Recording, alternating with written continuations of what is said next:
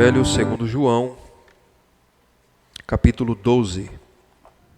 Já estamos caminhando para o final da nossa série. Nós iremos até o final do capítulo 12, que é a primeira grande divisão deste Evangelho. Depois nós daremos um tempo, intervalo, para não ficar muito cansativo, e retornaremos em ocasião oportuna. Partiremos para uma nova série de mensagens e retornaremos. Hoje, capítulo 12, versos 27 a 36. Assim diz a palavra do nosso Deus. Agora está angustiada minha alma. E que direi eu? Pai, salva-me desta hora.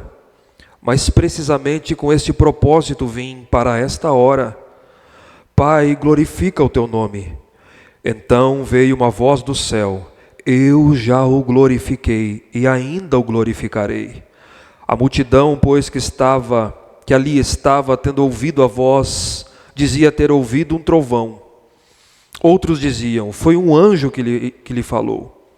Então explicou Jesus, não foi por mim que veio esta voz, e sim por vossa causa. Chegou o momento de ser julgado este mundo, e agora o seu príncipe será expulso. E eu, quando for levantado da terra, atrairei todos a mim mesmo. Isso dizia, significando de que gênero de morte estava para morrer. Replicou-lhe, pois, a multidão, nós temos ouvido da lei que o Cristo permanece para sempre, e como dizes tu ser necessário que o Filho do Homem seja levantado? Quem é esse Filho do Homem? Respondeu-lhe Jesus, ainda por um pouco a luz está convosco. Andai enquanto tendes a luz, para que as trevas não vos apanhem. E quem anda nas trevas não sabe para onde vai.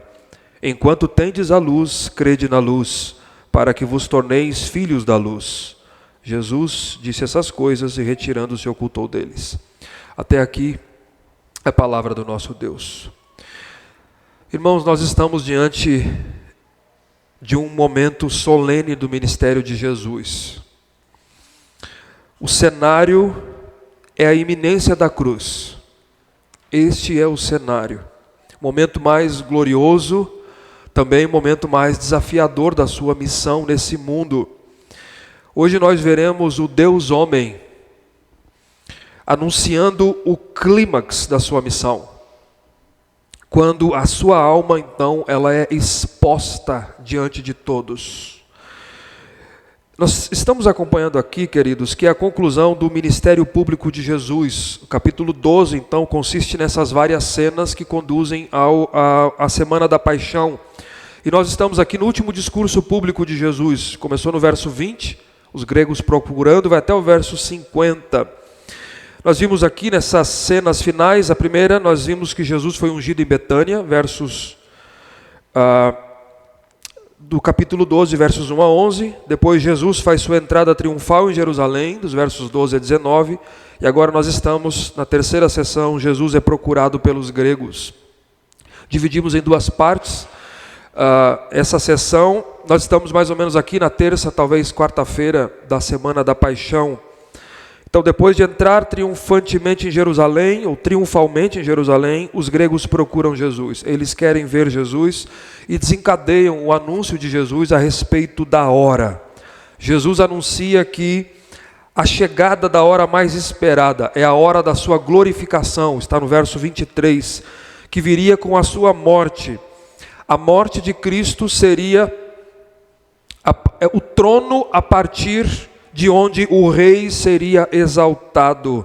E ele mostra o caminho da salvação. Nós vimos isso. O caminho para a salvação é a cruz. Está na obra de Jesus e também passa pelo discipulado. Significa morrer para esse mundo e seguir a Jesus.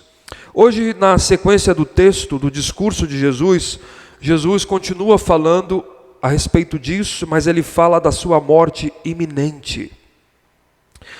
E por meio desse anúncio, irmão, João nos mostra como Jesus compreende a sua morte, quais são as implicações, o significado da sua morte.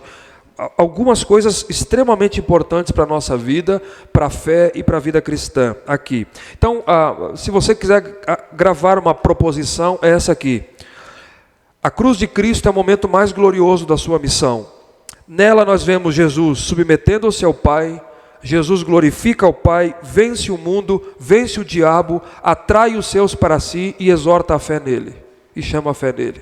É isso que nós veremos nessa manhã. O texto ele nos mostra claramente isso. Como Jesus é o nosso maior exemplo, modelo, nós tiraremos algumas lições para a nossa vida também, com base na vida, na obra de Cristo Jesus. O tema que eu quero meditar com vocês, Jesus então fala da sua morte iminente. E ao fazê-lo, em primeiro lugar, ele revela a sua plena submissão à vontade do Pai. Veja comigo isso. Ele fala da sua morte iminente e ele revela a sua plena submissão à vontade do Pai. Está no verso 27. Agora está angustiada a minha alma. O que direi eu? Pai, salva-me desta hora. Mas precisamente com este propósito vim para esta hora. Isso é muito interessante porque nos versos anteriores, se você está acompanhando, Jesus fala do caminho para a salvação e ele está encorajando os seus discípulos a morrer para esse mundo. Morrer para esse mundo. E ele encoraja dizendo, aquele que morrer para esse mundo, onde eu estiver, o meu servo também estará ali e o Pai o honrará. O Pai o honrará. Só que agora, o mesmo Jesus que está encorajando os seus discípulos, ele diz, a minha alma está angustiada. Agora está angustiada a minha alma.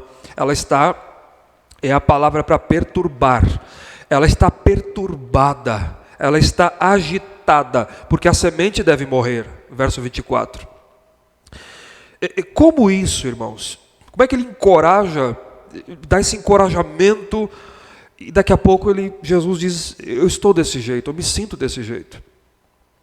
Se esse evangelho ele tem como alvo atestar a plena divindade de Jesus, ele também apresenta aqui a plena humanidade de Jesus. Aqui nós temos as duas naturezas de Cristo. Jesus é tanto Deus como homem. Ele é 100% Deus, 100% homem. Plenamente Deus, plenamente homem. E aqui a sua plena humanidade vem à tona.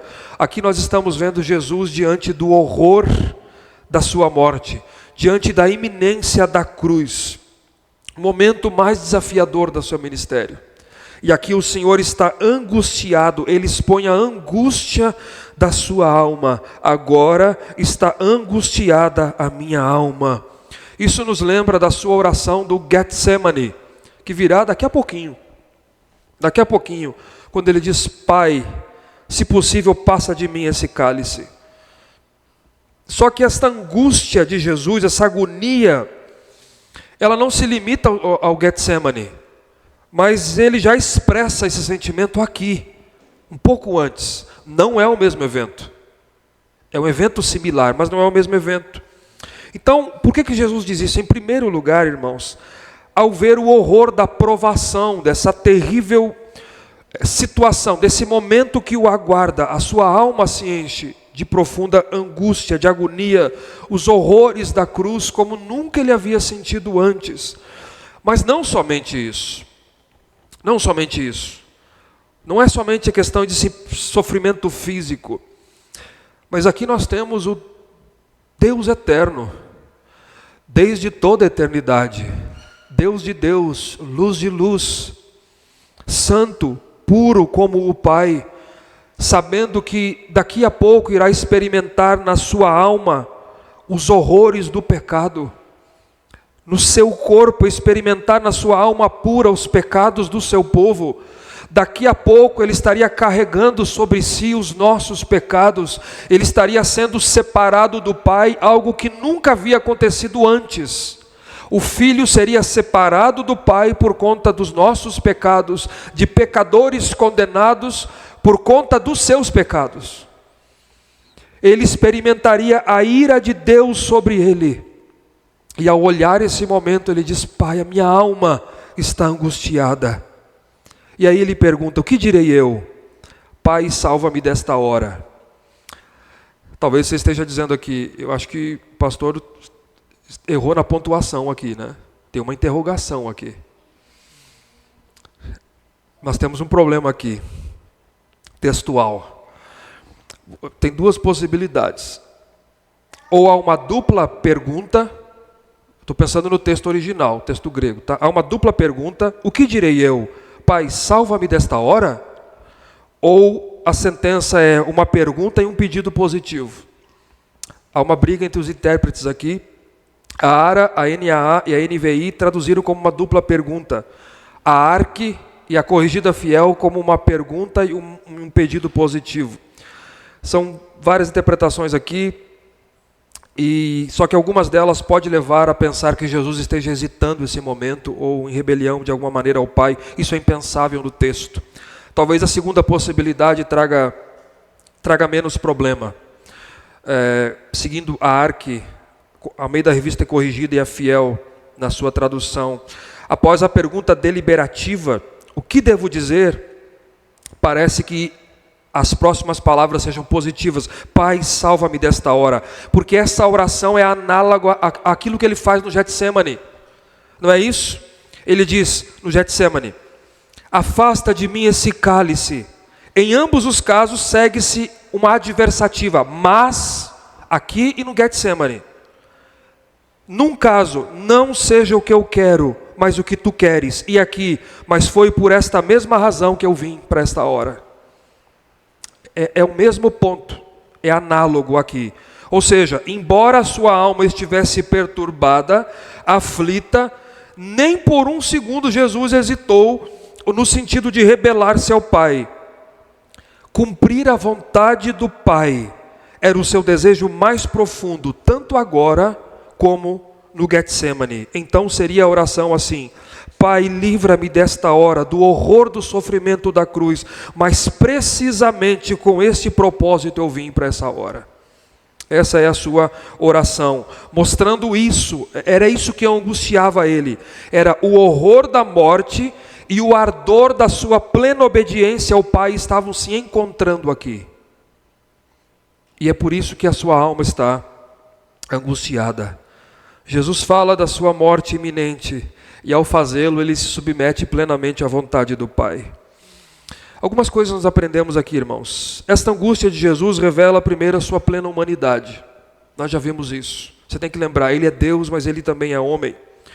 Segundo, por isso, ele sabe o que é padecer. Nós lemos Isaías 53. E por isso ele não é indiferente ao seu sofrimento e ao meu sofrimento. Hebreus capítulo 4, verso 15 diz que nós não temos um sumo sacerdote que não possa compadecer-se das nossas fraquezas. Antes em tudo ele foi tentado, mas sem pecado. Ele sabe o que é padecer, ele conhece você, ele sabe quando você padece. Por isso ele intercede por você. Ele sente os horrores, ele sabe o que é ficar com a alma angustiada. Por isso que você pode orar a Deus, você pode orar ao Pai. Ele conhece, ele sabe os horrores da nossa alma quando nós passamos momentos assim. Não imagine que você está aqui e há um Deus no céu distante de você. Ele é um Deus grande e tremendo, mas ele é Deus de perto. Ele é Deus que sabe o que é padecer. Então não fique aflito demasiadamente. Lembre que há alguém que lhe conhece, que sabe o que é padecer. Terceiro, mesmo diante do sofrimento, da humilhação e dos horrores da cruz, ele se submete plenamente à vontade do Pai. A minha pergunta para você é essa: se Jesus é o seu maior modelo, mesmo diante do sofrimento, você se submete plenamente à vontade do Pai? Ou você diz assim: não, até aqui eu me submeto, agora eu estou sofrendo demais. Agora eu deixo de me submeter. Agora a minha submissão ela acaba aqui. Jesus é o nosso modelo. Cristo é o nosso maior exemplo de vida e piedade. E Deus lhe chama deste mundo também para uma vida semelhante, de plena submissão à vontade do Pai, independentemente das circunstâncias ou do sofrimento que lhe sobrevém. Submeta-se ao Pai. Submeta-se ao Pai. Obedeça a palavra do Pai. Essa é a primeira lição que o texto nos ensina, é a primeira divisão da estrutura do texto. Jesus fala da sua morte iminente, mas ao fazê-lo ele revela isso. sua plena submissão à vontade do Pai. Em segundo lugar, versos 28 a 30, Jesus reafirma o seu desejo de glorificar o Pai. Veja, acompanhe comigo aí. Pai, verso 28, glorifica o teu nome. Vejam o que Jesus diz. Glorifica o teu nome. Está ligado ao verso 27. Pai, faze com que por meio da minha obediência plena, a tua vontade, o teu nome seja glorificado. Essa é a leitura natural do texto. Por meio da minha plena submissão à tua vontade, Pai, glorifica o teu nome. Este é o alvo, este é o desejo, este é o propósito de Jesus enquanto nesse mundo, a glória do Pai. A glória do Pai.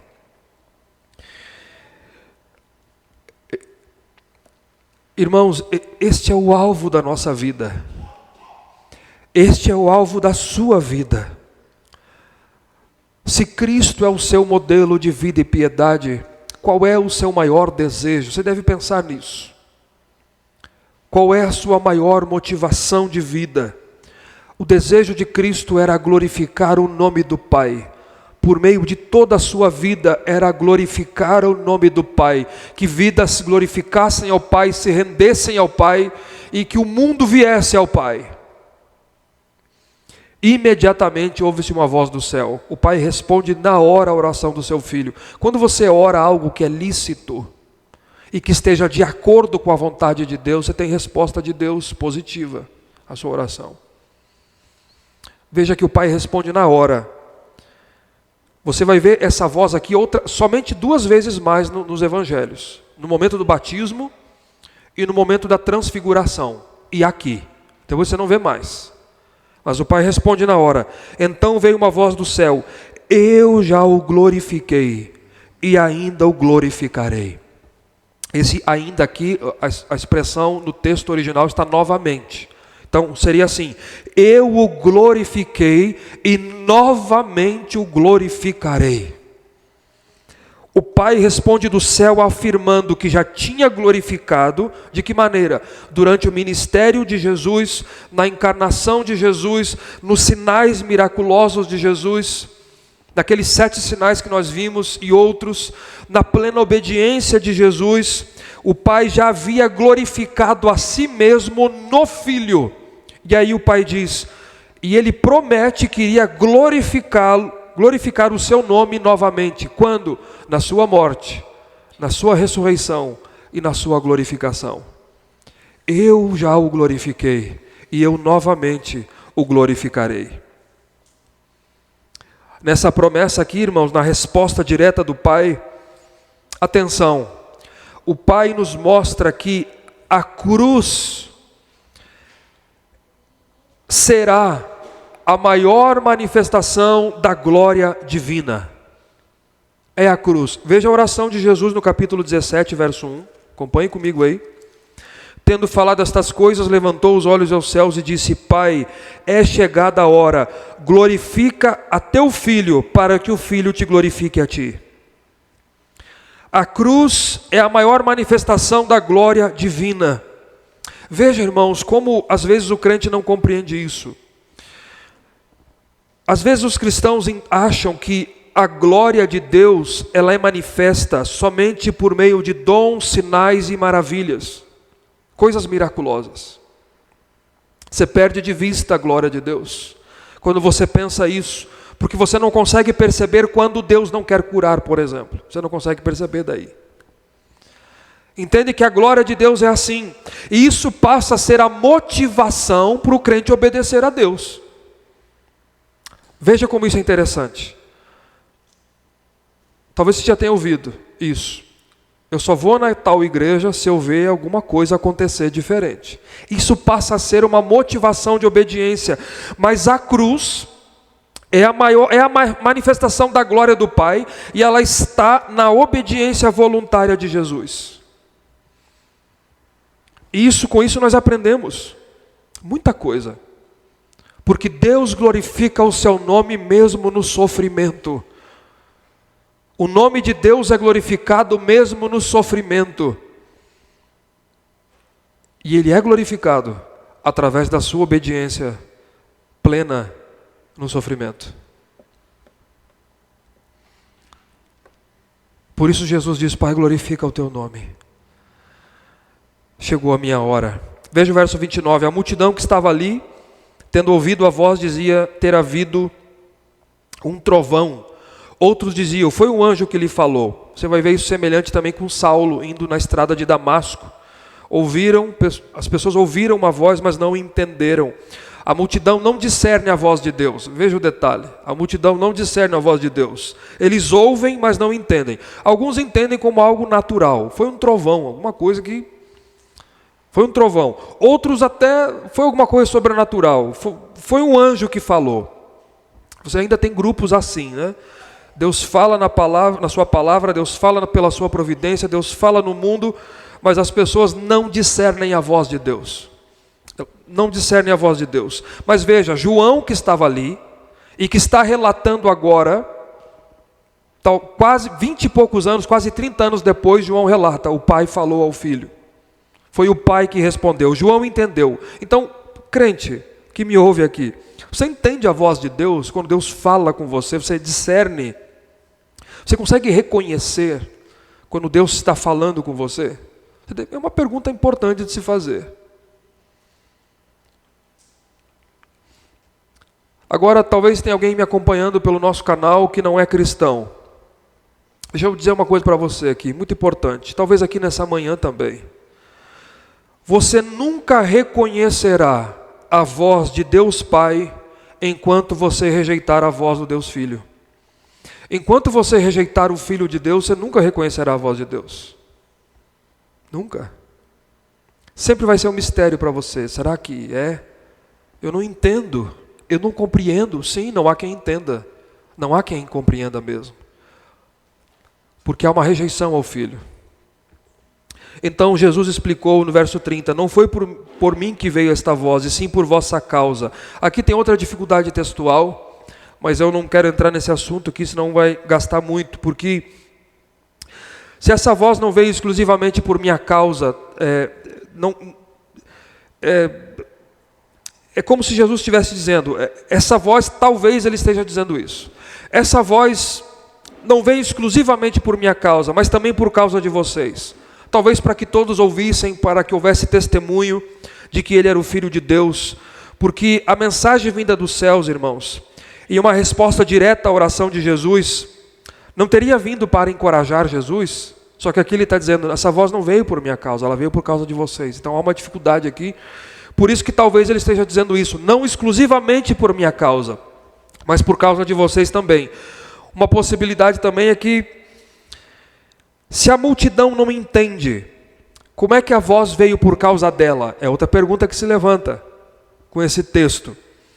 Talvez a voz que vinha de cima, embora não entendida, era uma indicação de que o pai estava ouvindo o pedido do filho, a petição do filho, e isso era suficiente para alertar essas pessoas, para que elas reconhecessem Jesus como Filho de Deus, como um testemunho ao povo da missão do Filho de Deus, talvez para benefício dos seus discípulos também. Mas o ponto é que aqui Jesus pede ao Pai, ele deseja ao Pai que o Pai seja glorificado nele. Que o Pai seja glorificado nele. Então lembre disso. Deus glorifica o seu nome no meio do sofrimento. Deus também glorifica o seu nome no meio do sofrimento. Do início ao fim, tudo contribui para a glória de Deus. Nesse mundo, desde o plano, desde toda a eternidade, desde a encarnação de Jesus, dos decretos de Deus, da morte e ressurreição, tudo contribui para a glória de Deus. E nós, queridos, o Paulo diz assim, quer comais, quer bebais, quer façais qualquer outra coisa, façam tudo para a glória de Deus. Você deveria buscar glorificar a Deus no seu trabalho. Você deveria glorificar a Deus sendo o melhor profissional que você pode ser.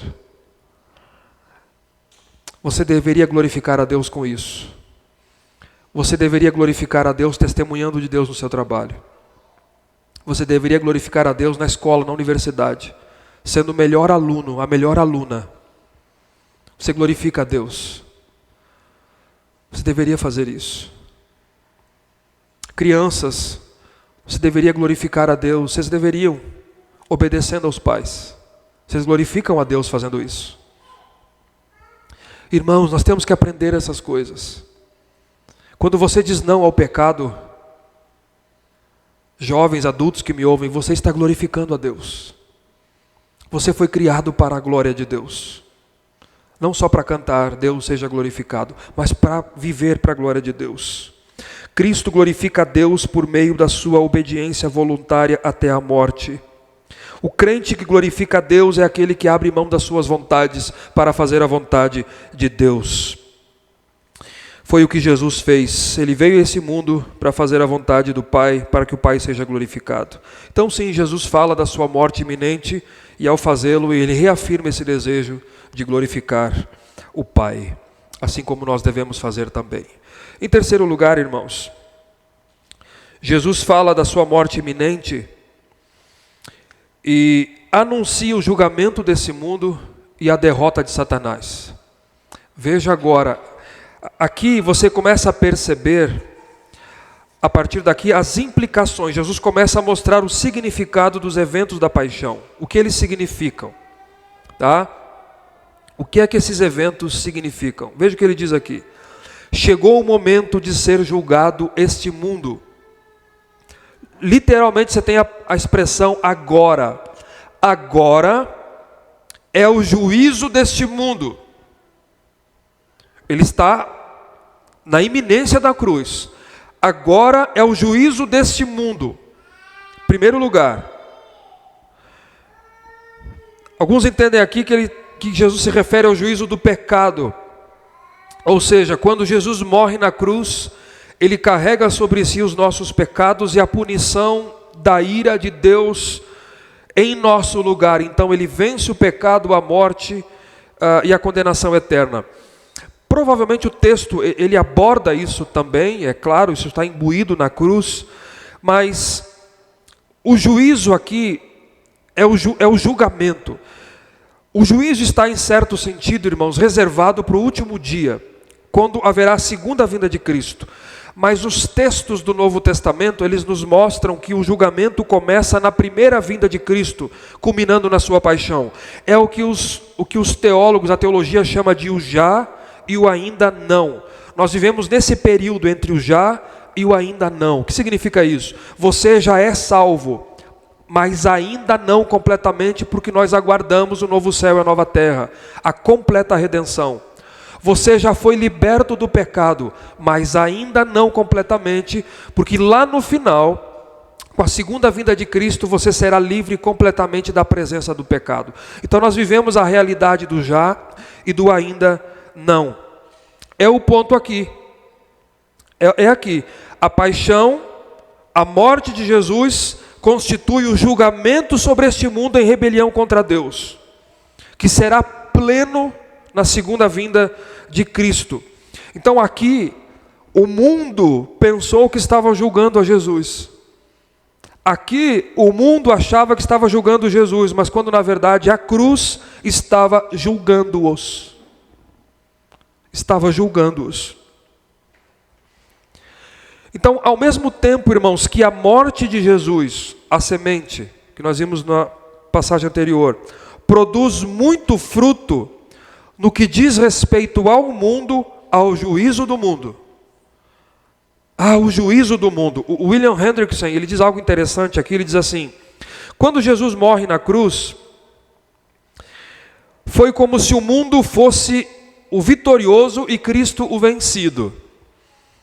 Mundo aqui como representando o povo judeu que o rejeitou, seus líderes que o condenaram, Judas que o traiu, os soldados que zombaram dele, Pilatos que o sentenciou, todo esse mundo, essa sociedade alienada de Deus e perversa, que se opõe a Deus, e que tem o diabo como seu príncipe. Ele vai dizer na sequência isso aqui: ela julgou a Cristo O mundo mal se deu conta de que exatamente por meio dessa ação, de julgar a Cristo na cruz, ele condenou a si mesmo. Porque esse julgamento é a decisão divina com referência ao mundo, que resulta em condenação. Jesus fala da sua morte iminente e anuncia o julgamento desse mundo. A cruz é simultaneamente a glorificação de Jesus e o juízo do mundo. Você vê isso no capítulo 3. Nós lemos na sequência da liturgia, quando Jesus diz, verso 18: quem nele crê não é julgado, o que não crê já está julgado, porquanto não crê no unigênito Filho de Deus. E o julgamento é esse, que a luz veio ao mundo e os homens amaram mais as trevas do que a luz. Ele vai repetir isso no capítulo 5. Tem um comentarista que ele diz assim: a cruz é o ponto, importante isso, a cruz é o ponto de decisão para o mundo. Seja como o lugar da salvação, na qual a cruz é o sacrifício do Cordeiro em favor do seu povo, seja como o lugar do julgamento, pelo qual já estão condenados. A pergunta é: qual é a sua decisão? Essa é a pergunta. Porque a cruz é o lugar de salvação, mas ela é o lugar de condenação também. Porque então ela se torna um ponto de decisão para a sua vida. Qual é a sua decisão? Em segundo lugar, não só é o juízo do mundo, mas agora o príncipe deste mundo será expulso, Jesus diz. O príncipe deste mundo será lançado fora, uma expressão talvez melhor aqui. Quem que é o príncipe desse mundo? Satanás. Ele, Paulo diz na carta aos Efésios capítulo 2, que ele é o príncipe das potestades do ar, que agora atua nos filhos da desobediência. Então, irmãos, embora a cruz possa ter parecido para alguns a vitória de Satanás, na verdade foi a sua maior derrota. Cumpriu-se Gênesis capítulo 3, verso 15. Jesus pisou na cabeça da serpente. Ali ele esmagou a cabeça da serpente. O livro do Apocalipse expõe isso. A linguagem do Novo Testamento é uma linguagem, quando se refere a isso, de extrema derrota de Satanás. Você tem algumas expressões. Por exemplo, a sua expulsão, o que o texto está dizendo, Jesus está dizendo que ela ocorre na morte e na exaltação, na glorificação de Jesus. Quando Jesus é elevado na cruz e exaltado, ele é entronizado na presença de Deus, Satanás é expulso. É a linguagem de Apocalipse capítulo 20, ele é amarrado. O texto diz por que ele é amarrado: para não mais enganar as nações. Você só tem aquele texto no Novo Testamento, o pessoal fica debatendo em cima daquele texto. Só tem aquele, e ele diz o porquê. Ele foi amarrado para não mais enganar as nações. Acabou. Nunca mais se ouve mais nada sobre isso. Esse é o ponto. Mas é essa expressão aqui. Ele é expulso na cruz, o príncipe desse mundo. Ele é amarrado. Capítulo 12, verso 9 de Apocalipse, diz que ele foi expulso, o grande dragão, a antiga serpente, Satanás. Colossenses capítulo 2, verso 15, ele despojou os principados e potestades e publicamente os expôs ao desprezo, triunfando sobre eles na cruz. Jesus conta uma parábola no Novo Testamento dizendo que ele amarrou o valente, e era por isso que ele estava expulsando demônios, não era por Beelzebu, é porque ele entrou na casa e ele amarrou o valente. Então quem amarra o diabo foi Jesus, não é você que amarra, né? Eu sei que os crentes têm isso, está amarrado, sim, ele está, mas quem amarrou foi Jesus, e foi na cruz, Hebreus 2,14 diz que em sua morte, ele destruiu o que tinha o poder da morte, a saber, o diabo. Então veja a linguagem do Novo Testamento: expulso, amarrado, despojado, destruído, pisado na cabeça. Essa é a linguagem de extrema derrota. Por isso que ele pode dizer na sequência: quando eu for levantado no madeiro, então eu atrairei todos a mim. Por que ele vai atrair? Porque ele perde o seu poder sobre as nações, Apocalipse 20. O poder de enganar as nações. Os gregos, esse é o contexto, os gregos estão vindo a Jesus, não é esse o contexto? Os gregos estão procurando Jesus. Os gregos representam as nações, os eleitos de Deus de todas as nações que viriam a Cristo pela fé. Então, por meio da morte de Cristo, o poder de Satanás sobre as nações é quebrado. Estas nações que estavam sobre o seu domínio, no sentido sobre a escravidão de Satanás, com a vinda de Cristo, sua morte, ressurreição e exaltação, isso muda. Agora o príncipe desse mundo será expulso. É isso que significa o texto.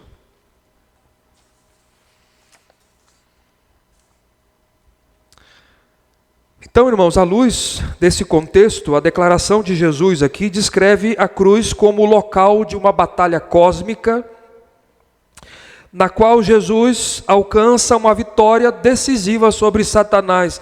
Na cruz ele desfere o golpe fatal. Gênesis 3,15. Pisou na cabeça da serpente. E então ele é entronizado como o rei absoluto do universo. Ele disse: toda autoridade me foi dada no céu e na terra. Agora vocês vão fazer o quê? Agora vocês vão e preguem o evangelho. Pregue o evangelho. E façam discípulos para você mesmo? Não. Para aquele que tem toda a autoridade no céu e na terra. Ele já reina. Ele já é rei. Então, em primeiro lugar aqui uma aplicação por isso, irmãos. Quem intentará acusação contra os eleitos de Deus? Se é Deus quem o justifica. O que significa diabo? Acusador. Quem é que vai intentar acusação contra os eleitos de Deus? Caiu o acusador dos irmãos. Ele não pode mais acusar você. Satanás foi expulso, derrotado. Ele sabe que pouco tempo lhe resta. Ele está aguardando o juízo do último dia, quando ele será lançado no lago de fogo, junto com os impenitentes, para receber o justo juízo de Deus. Você já creu em Jesus Cristo? Porque esse mundo será julgado, e já está julgado. Satanás foi derrotado. Esse mundo caminha para o juízo final. E você precisa tomar a decisão. Você não deve orar assim: Senhor, o Senhor está do meu lado. Essa não é uma oração boa. Essa não é uma oração boa. Você tem que estar do lado de Deus. Você tem que tomar a decisão se você quer estar do lado de Deus ou não. Não é o contrário.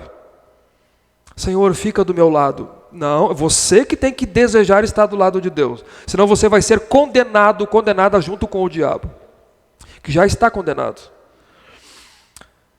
Crentes, em segundo lugar, com medo do diabo.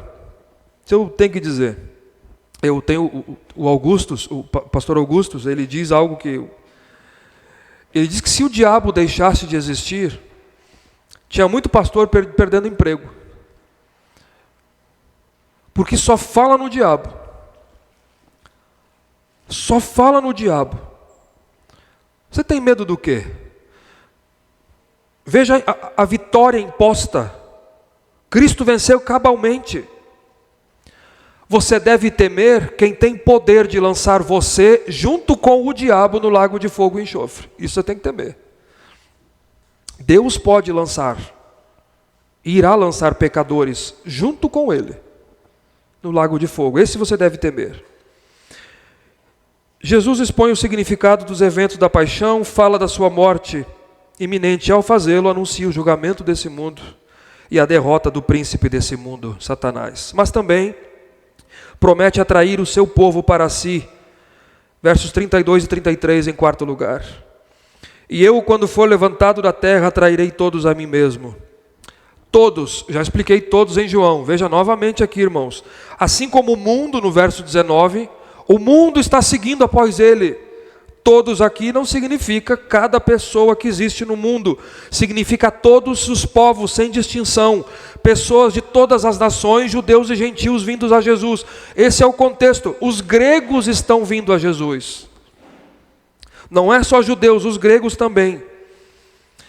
Todos eu atrairei. Você lembra disso? A expressão atrair, você já ouviu ela antes e vai ouvir novamente aqui. Puxar. Ela é usada em outros contextos aqui. Capítulo 6, verso 44. Ninguém pode vir a mim se o Pai não trouxer. É a expressão atrair. Capítulo 21, verso 6, diz que o apóstolo Pedro puxou a espada. Lembra, para cortar a orelha do soldado? É a mesma expressão grega, puxar. Capítulo 21, verso 11. Eles não podiam puxar a rede de tão grande quantidade de peixe. É a mesma expressão aqui. Pedro arrastou a rede para fora. É o capítulo 21, verso 11. Atos 16, 19. Arrastaram para fora Paulo e Silas, em Atos 16. Adivinha a expressão que é utilizada aqui? É a mesma, atrair, arrastar, puxar. Jesus diz, eu vou puxar, eu vou arrastar, eu vou atrair para mim. Jesus e João estão dizendo o tempo inteiro que a salvação não depende do sangue e da vontade da carne, mas ela depende de Deus. Jesus é salvador não só de judeus, mas de samaritanos, capítulo 4, que ele tem outras ovelhas que não são desse aprisco, no capítulo 10, que ele veio, capítulo 11, verso 51, que ele não iria morrer apenas pela nação, mas para reunir os filhos de Deus espalhados pelo mundo, e que ninguém pode vir a ele se o Pai não trouxer, se o Pai não arrastar, se o Pai não puxar. Quando é que isso vai acontecer? Quando eu for levantado na cruz. É isso que ele está dizendo aqui. Isso dizia, o que significa? Verso 33, que gênero de morte ele haveria de morrer. Que tem a ver não só com ser levantado na cruz, mas com a sua exaltação. Levantado na cruz e ele é levantado para a glória também. Esse é o significado da sua morte e glorificação, é que Jesus atrairá para si mesmo todo o povo eleito de Deus dentre todas as nações. Então os gregos podem aproximar-se dele agora. Os gregos podem fazer isso. Isso nós aprendemos também algumas coisas, irmão, você tem que lembrar disso. Só pode haver salvação pela fé no Cristo levantado. Do contrário, não há salvação. Segundo, só existe fé verdadeira e bendita e genuína com base no Cristo que foi levantado. Senão essa fé não é bendita. Segundo, a salvação é obra de Cristo. É Ele quem atrai, é Ele quem puxa, é Ele quem arrasta para si aqueles que são dele. Não é você que se achega a Ele a hora que bem quer. O pecador tem que saber disso. É Cristo que atrai. Então, se você creu, seja grata a Deus, seja grato a Deus, porque você foi atraída para Ele. Você foi atraído para Ele. Se Ele está chamando você agora, se renda. Se renda. E em último lugar, em quinto lugar, ao falar da sua morte iminente, Jesus exorta a fé nele, versos 34 a 36 para encerrar. Replicou-lhes, pois, Jesus, nós temos ouvido da lei que o Cristo permanece para sempre. E como dizes tu ser necessário que o Filho do Homem seja levantado? Quem é esse Filho do Homem? O que está acontecendo aqui? A multidão sabia que esse título referia-se ao Messias que viria. O povo compreendeu a autorreferência de Jesus e entendeu que também ser levantado significava morrer. Mas para o povo, o Messias jamais morreria. Eles dizem aqui, eles tinham ouvido da lei que o Cristo permaneceria para sempre.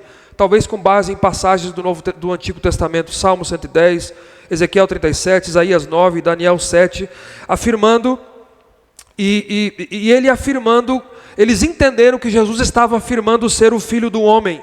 Então eles não conseguiram conciliar a ideia de Jesus afirmar ser o Filho do Homem, que é uma referência messiânica, a ele ao mesmo tempo morrer, ser levantado. Que Filho do Homem é esse? Que tipo de Filho do Homem é esse? Ele não haverá de permanecer para sempre? Só que o Filho do Homem não é um Messias político, nacionalista e terreno. Em vez de responder à pergunta deles, Jesus faz referência à sua morte, verso 35. Ainda por um pouco a luz está convosco. Jesus diz, eu sou a luz do mundo. E ainda por um pouco eu estou com vocês. Faltam pouco tempo, faltam horas, faltam poucos dias. Enquanto tendes a luz, crede na luz, para que vos torneis filhos da luz. O Carson diz assim, a luz estará com eles apenas por um tempo, ela será levada pela cruz. E o início da escuridão será inevitável, mas se eles andarem na luz, enquanto estiverem à luz, então a escuridão, quando vier, não dominará eles.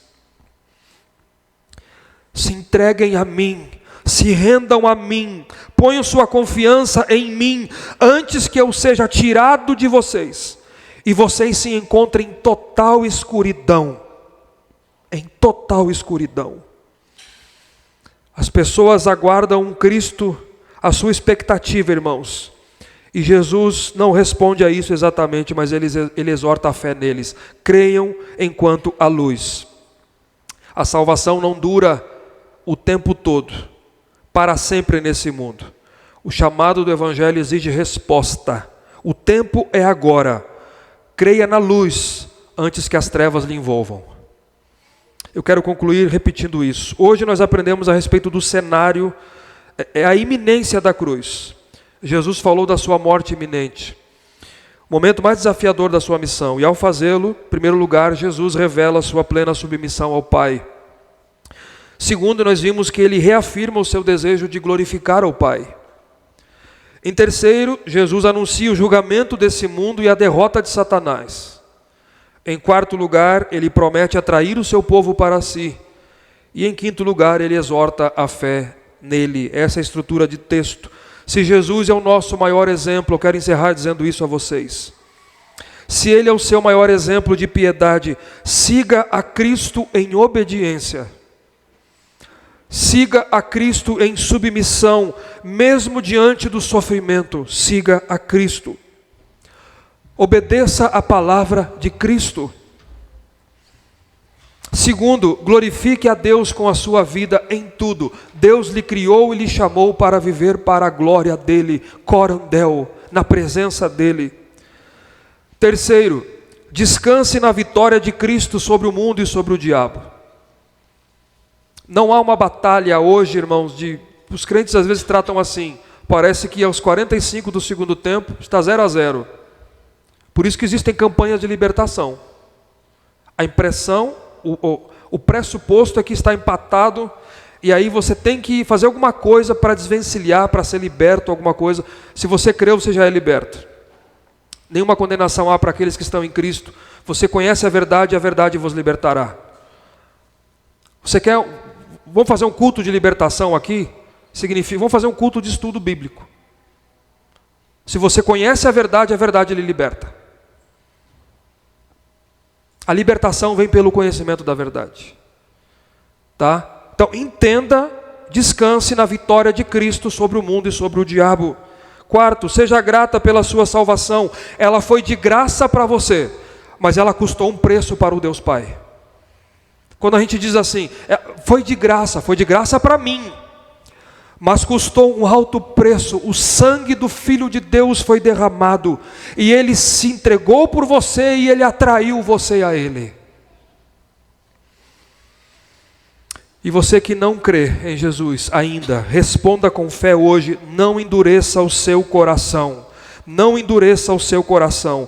Na cruz, Cristo se submeteu ao Pai, glorificou ao Pai, julgou o mundo, venceu o diabo, atraiu o seu povo e exorta você a fé nele.